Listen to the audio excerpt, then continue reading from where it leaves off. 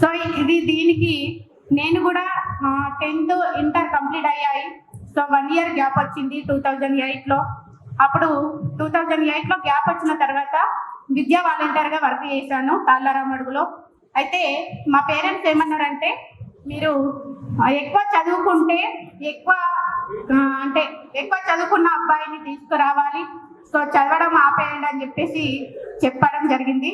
అందుకే ఇంటర్ చేసి ఆపేసాను sir 1 year. Gap వచ్చిన తర్వాత స్కూల్లో జాయిన్ అయ్యాను, విద్యా వాలంటీర్గా వర్క్ చేశాను. అక్కడ ఉండే హెచ్ఎం సార్ ఏమన్నారంటే, నువ్వు ఇంత మంచిగా సైన్స్ అండ్ హిందీ చెప్పినారు సార్.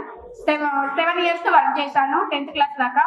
సో అక్కడ నేను చెప్పే విధానాన్ని చూసి సార్ చెప్పేసి, నువ్వు ఇంత బాగా చెప్తున్నావు కదా, నువ్వు స్టడీ కంటిన్యూ చెయ్యు, చాలా బాగుంటుంది అని చెప్పేసి అనగానే నా ప్రాబ్లమ్స్ని చెప్పాను నేను.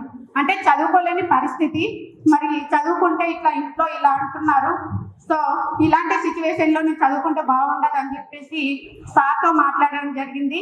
సార్ ఏమన్నారంటే, నువ్వు చదువుకుంటే ఇక్కడ విద్యా వాలంటీర్గా వర్క్ చేస్తున్నావు కదా, ఆ వచ్చిన డబ్బులతోనే నువ్వు డిగ్రీ కంప్లీట్ చేసేయి, నీకు ఒక మంచి ఫ్యూచర్ ఉంటుంది అని చెప్పేసి సార్ నాకు ఒక సలహా ఇచ్చారు. అలా ఇవ్వడం వలన సో ఇంట్లో అట్లాగే కన్విన్స్ చేసి ఆ వచ్చిన డబ్బులతో, అంటే విద్యా వాలంటీర్గా వర్క్ చేసి ఆ వచ్చిన డబ్బులతోనే డిగ్రీ కంప్లీట్ చేశాను. అలాగే బిఎడ్ కూడా కంప్లీట్ చేశాను సార్ నేను.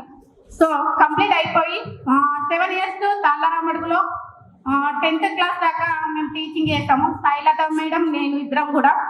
సో హిందీ వేకెన్సీ ఉంటే మరి 6th నుండి 10th వరకు, అంటే మనకు 5th వరకు హిందీ లేకపోయేది. సో 6th వచ్చిన తర్వాతనే ఇక్కడ హిందీ నేర్చుకోవడం, అంటే అహాలతోటి స్టార్ట్ అయ్యి టోటల్గా వాక్యాలు సెంటెన్స్ మొత్తం కూడా కంప్లీట్గా నేర్చుకోవడం జరిగింది. ఆ హిందీ మీద ఉన్న పట్టుదలతోటి ఎలాగైనా నేర్చుకోవాలన్న ఉద్దేశంతో అలా కంప్లీట్గా చదువుకొని నేను హిందీ 7 ఇయర్స్గా 10th క్లాస్ దాకా డీల్ చేశాను సార్. సో అది చాలా గర్వంగా ఉంటుంది నాకు ఎప్పుడు కూడా. సో అంతేకాకుండా ఎప్పుడైతే మా పేరెంట్స్ నన్ను చదువుకోమని అంటే చదవడం ఆపేయని చెప్పారో, వాళ్ళ చేతుల మీదుగానే, అంటే మా నాన్నగారి చేతుల మీదుగానే నాకు సన్మానం కూడా జరిగింది సార్ స్కూల్లో. అంటే ఎప్పుడైతే వద్దన్నారో, సో చదువుకోకపోతే ఇలాంటివి ఏమి జరిగేవి కాదు, అవునా? సో మరి చదువుకోవడం వలన మనకు ఒక జీవితాన్ని కూడా ఏర్పరుస్తుంది, ఒక దారి అనేది ఏర్పడుతుంది. సో ఇప్పుడు నేను ఈ స్థితిలో ఉన్నానంటే, అంటే ఒక స్థాయిలో, ఒక టీచర్ స్థాయిలో ఉన్నానంటే నేను ఖచ్చితంగా అది నాకు చదువు పైన ఉన్న మక్కువ అని చెప్పుకుంటాను.